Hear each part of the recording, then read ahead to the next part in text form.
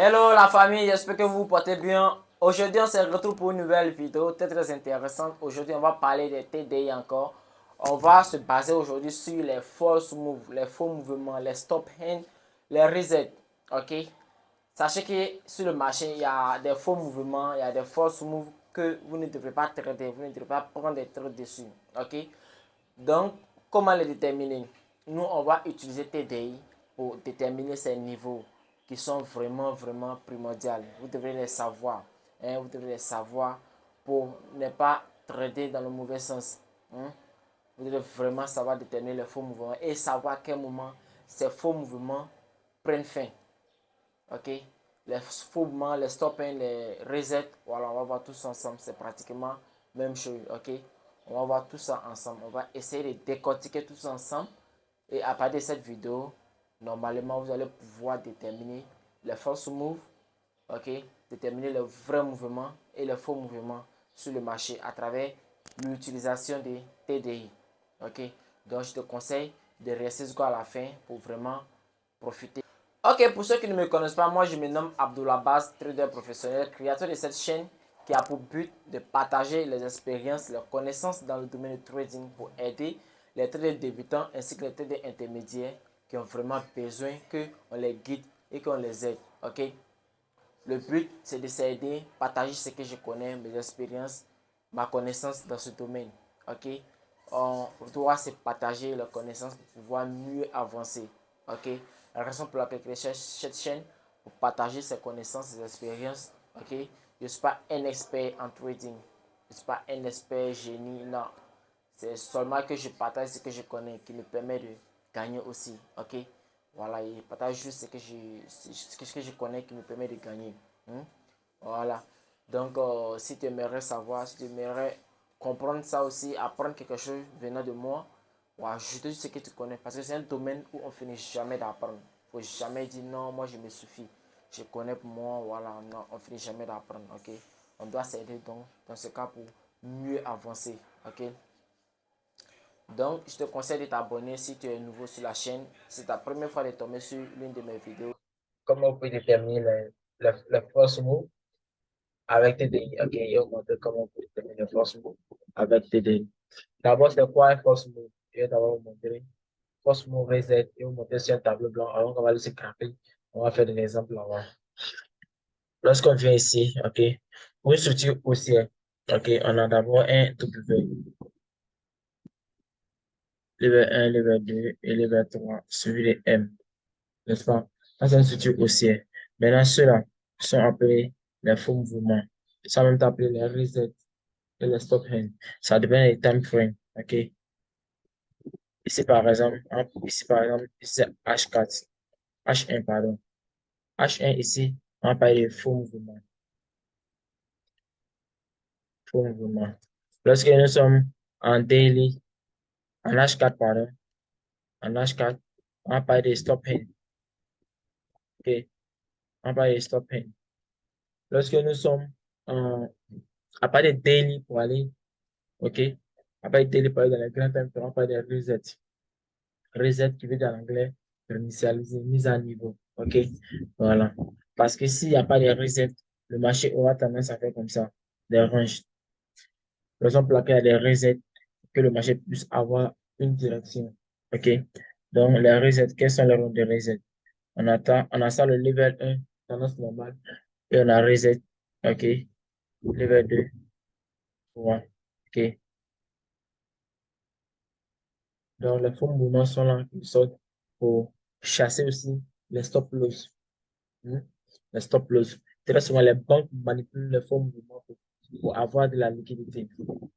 Donc, très souvent, au niveau de ce premier fonds mouvement-là, vous allez avoir très souvent que ce fonds mouvement est long que ce deuxième fonds mouvement. Parce que ici, les banques possèdent assez d'argent pour induire les gens, pour faire, pour manipuler le marché pour aller dans le sens contraire, pour induire les gens en erreur, pour que les gens tous vont vouloir rentrer en paille. Et ceux qui sont en sell aussi, allez chercher les stop loss. Ceux qui sont en sell vers cette zone-là, allez chercher les stop loss pour continuer le sell. Il peut arriver ici aussi, ils vont faire la même chose là pour continuer. Mais à part de là, ils n'auront plus assez de liquidité. Vous voyez, ils n'auront plus assez de liquidité. Donc, très souvent, le deuxième faux mouvement est inférieur au premier faux mouvement. OK? Donc, voilà, faut savoir repérer ces faux mouvements. Mais normalement, ce faux mouvement-là, dans le temps fait inférieur, voilà ce que lui doit nous donner. Et puis, il renverse.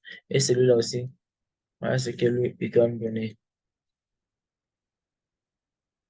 Puis, il renverse. OK?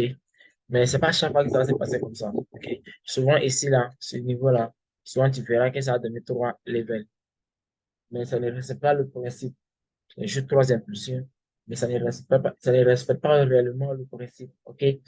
Voilà. Donc, là, on va se servir vraiment de TTI pour déterminer pour connaître la fin de ces niveaux pour anticiper les entrées, pour faire des bonnes entrées.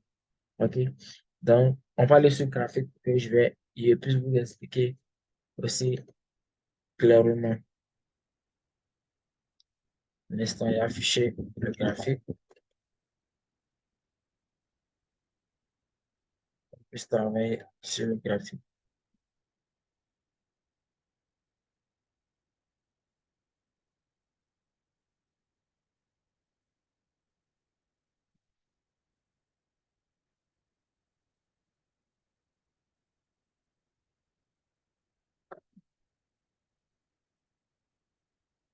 On prend toujours un exemple.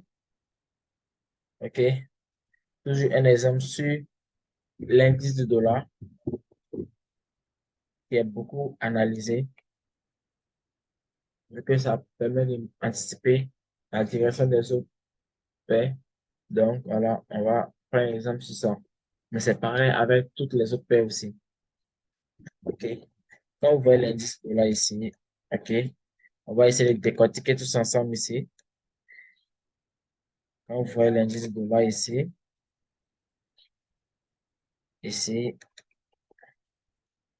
d'abord ici, il y a un W qui est là. Il y a une cassure et test. OK? Cassure et test. D'autres prennent ça pour un level. Oui, ils n'ont pas tort, ils ont raison. Très souvent, les cassures et tests, c'est le level 1. Cassure et test level 1. Et puis, retracement, il s'en va en bas encore pour le level 2. Et puis, il retrace bien chez la liste, ça va encore pour le level 3. OK? Ils n'ont pas tort. Mais il y a ce cas-là aussi qui est là où souvent, ils font cassure et test, mais le level n'est pas encore complet. C'est le cas dont on a eu sur DX, Y. Par exemple, là, qui fait l'exemple dessus. Voilà. C'est un cas un peu différent. Là, on a le voir, là, c'est plus simple. Donc, si on encadre ce côté, hein, si on encadre ce niveau-là, on prend pour casser le test. Si on prend pour casser le test level 1, on va aller dans le fin inférieur. Ils doivent s'assurer qu'on a nos 3 levels. OK? Ils doivent s'assurer qu'on a nos 3 levels. Alors, quand nous venons ici, on a quoi? On n'a pas 3 levels, on a seulement 2 impulsions, et puis le marché a retracé. Il vient de passer sur plus bas. Vous voyez? Donc, à partir de là, tout ça, c'est un level 1. Vous voyez? C'est un level 1. Donc, si on prend ici, comme level 1, les 2 impulsions, je te dis là, on va aller voir si ça respecte. À chaque fois que vous encadrez, vous devez aller voir de tout à fait inférieur, ça respecte. Si ça ne respecte pas, si ce n'est pas le level, c'est pas complet. Hein? OK. Et puis, ne le faites pas aussi, ça va dépasser les 5 jours. Pour les levels de H4, normalement, ça devra dépasser 5 jours. Le level normal de H4 devra dépasser 5 jours. Donc, rien en H1, comptez les jours aussi. Donc, ici, d'abord, on compte les jours. 1, 2, 3, 4, 5, 5 jours. OK, ça devra dépasser les 5 jours. Donc, ça marche. D'abord, les jours, les périodes, c'est bon. On va voir d'abord, on va voir maintenant, sur nous 3 levels. Alors, lorsqu'on a dit ça, on va une fois, 2 fois, 3 fois. On a nous 3 levels, ça marche. Autant, quand il a ici, il a fait quoi? Cassure et test. Il a fait 2 impulsions pour le level 1 seulement. Vous voyez? Donc, c'est cet élément vraiment, il doit vraiment l'exprimer, qui dit, c'est pas à chaque fois. OK? Voilà. Donc, ce retracement-là, c'est pas le premier retracement ici. Le premier retracement.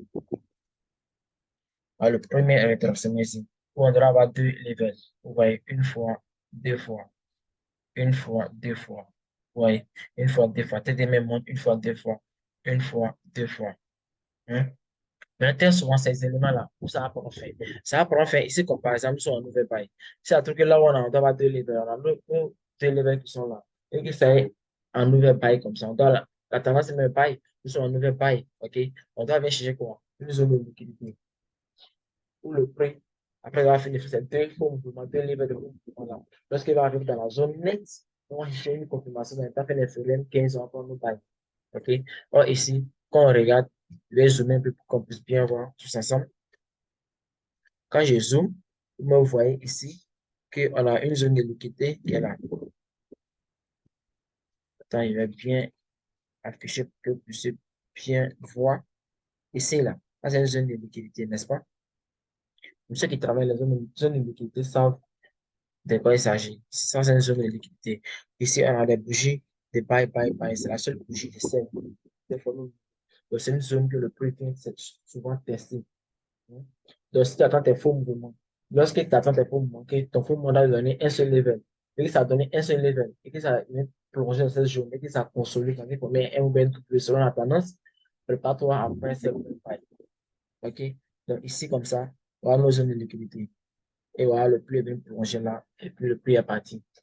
On va faire un tout plus million. Plongé, ils sont partis. Vous voyez? Donc, c'est comme ça, on fait pour trader les faux mouvements, la fin des faux mouvements. Savoir à quel moment le faux mouvement le fait, puis on prend pour le bail, pour le renversement. Vous voyez. Le plus important, c'est de savoir à quel moment le faux mouvement prend fait, pour prendre le bail pour le renversement, dans le vrai sens. Et voilà comment on peut identifier les zones où on doit prendre les bails ou les selles pour les faux mouvements. C'est pas chaque fois qu'on fait les deux levels suivi de W.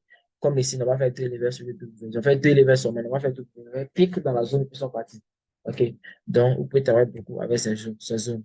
Et puis, au niveau des faux mouvements, là, ne vous attendez pas qu'un level de faux mouvement doit donner pour un level de temps inférieur. Non, c'est un faux mouvement.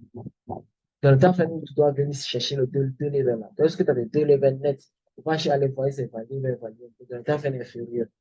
Non, c'est un faux mouvement. Et dans les vraies tendances, on doit aller imbriquer dans le temps inférieur pour pouvoir.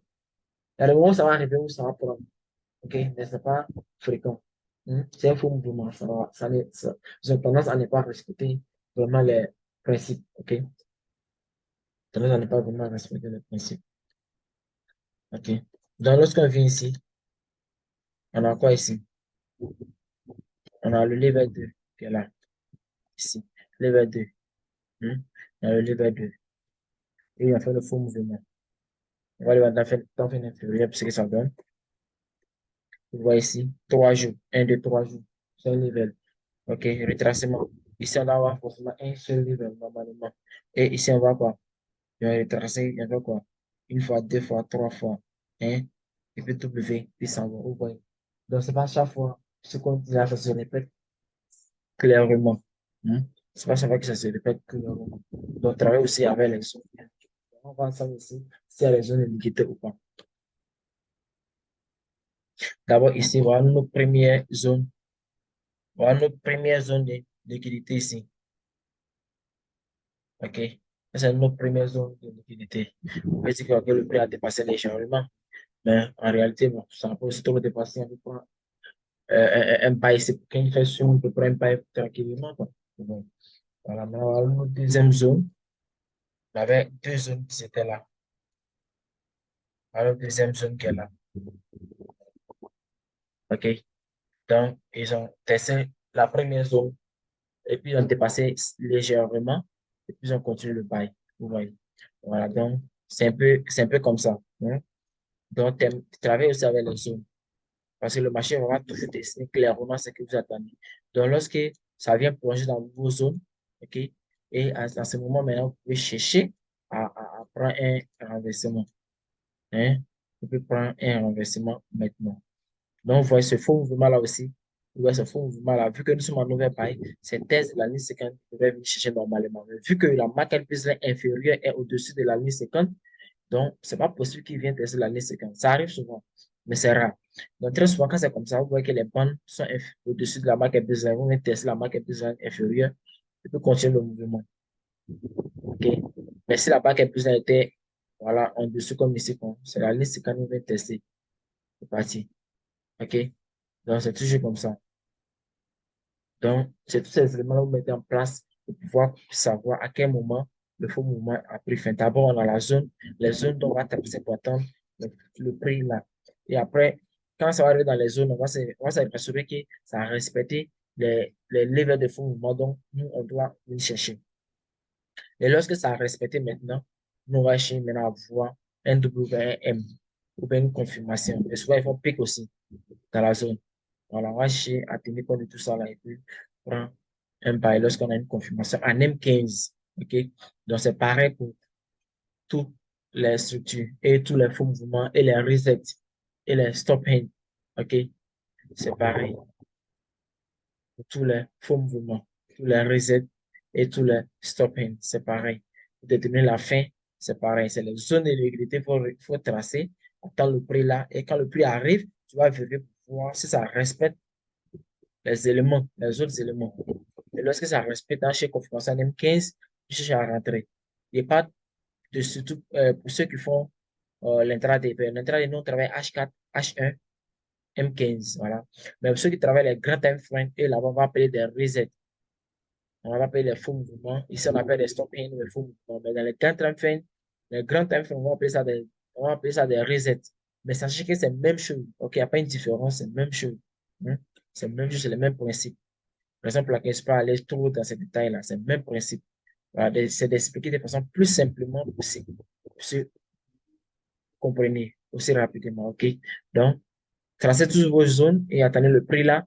Lorsque le prix arrive, lorsque le prix arrive, patientez pour voir si ça respecte les conditions. OK? Donc, si ça respecte les conditions. Ici, par exemple, lorsque le prix est arrivé dans cette zone, on avait quoi? Trois vecteurs. Une fois, deux fois, trois fois. Et W, deuxième pied ici, et puis buy.